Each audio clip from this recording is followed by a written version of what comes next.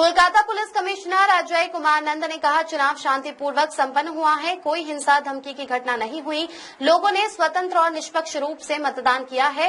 मैं बस यही कहना चाहूंगा कि उस दिन जो माहौल था वो कायम रहेगा, आने वाले दिनों में भी ऐसा ही रहेगा।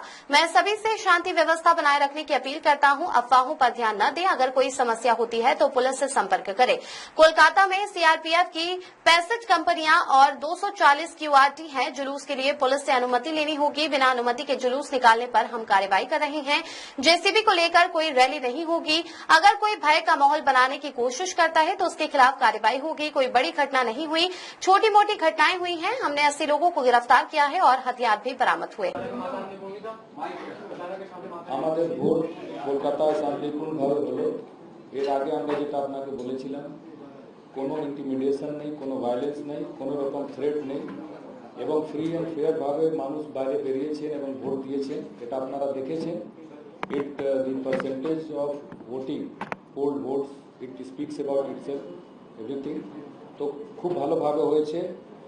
আমি এটুকু বলতে চাইছি কি যে এনভায়রনমেন্ট ওই দিন ছিল, দিস উইল বি মেনটেন, এটা থাকবে, আগামী দিনে ওই রকমই থাকবে।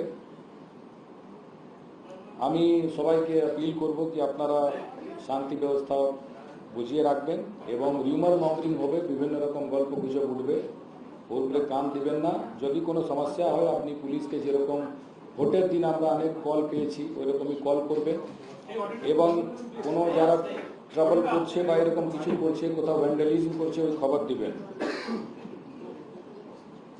আমাদের টোটাল 65 কোম্পানি আছে সিএপিএফ আজকে, টোটাল 240 কিউআরটি চলছে পুরো কলকাতা জুরিসডিকশনে, 40টা মোটরসাইকেল মোবাইল চলছে থ্রুআউট জুরিসডিকশন 24/7। এই ছাড়া ডিভিশনাল কন্ট্রোল রুম আছে এবং আমাদের কলকাতা পুলিশ কন্ট্রোল রুমে more than 300 people are always stand by. Procession এবং র্যালি যেটা অর্ডার হয়েছিল এবং যেটা এমনি সিস্টেম আছে ভিক্টরি প্রসেশন, ওটা পুলিশ পারমিশন নিয়ে করতে আমরা বলেছি। এরকম কোনো পারমিশন না নিয়ে র্যালি হচ্ছে ওটা আমরা কিন্তু আটকাচ্ছি এবং appropriate legal action will be taken as use to take place earlier. কোনো রকম জেসিবি বা এরকম জিনিস নিয়ে কোনো রকম র্যালি হবে না, ওটা পরিষ্কার বলে দেওয়া হয়েছে। এবং জেসিবি ওনার্সকে আমি সবাইকে বলে দিয়েছি, সবাইকে বলে দিতে হবে যদি কারো এরকম জেসিবি ওরা এরকম দিচ্ছে ভাড়াতে বা এরকম, তাহলে পরে মানে follow up action will be taken. Immediately যখনই বেরোবে ওটা নিয়ে it will be seized and rally procession বাতিল করা হবে এবং তারপরে লিগ্যাল অ্যাকশন শুরু হয়ে যাবে।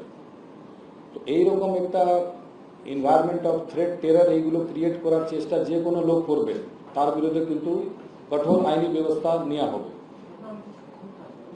আমাদের সিএপিএফ সঙ্গে একটা ইন্টিগ্রেটেড কন্ট্রোল রুম খোলা হয়েছে, এইখানে সিএপিএফ অফিসার আছেন, আমরা আছি। পুরো ডিপ্লয়মেন্ট যদি হঠাৎ চেঞ্জ করতে হয়, কোথাও যদি সমস্যা হলো ওইখানে পাঠাতে হয় এক্সট্রা বাড়তি ফোর্স, ওটা আমরা একসঙ্গে কথা বলে আলোচনা করে করছি। মোরলেস বেশি বড় কোনো ঘটনা এখানে হয়নি, অল্প কিছু হয়েছে ঘটনা। আমরা মোটামুটি 80 জনকে অ্যারেস্ট করেছি। যত রাফ অ্যান্ড রাউডি আছে সবাইকে অ্যারেস্ট করার জন্য একটা স্পেশাল ড্রাইভ চলছে এবং অনেকগুলো আর্মস রিকভারি হয়েছে, অনেকগুলো লোক ধরা পড়েছে। তো এইগুলো ডিটেলস জয়েন্ট সিপি ক্রাইম আপনাদের পরে দিয়ে দিবে।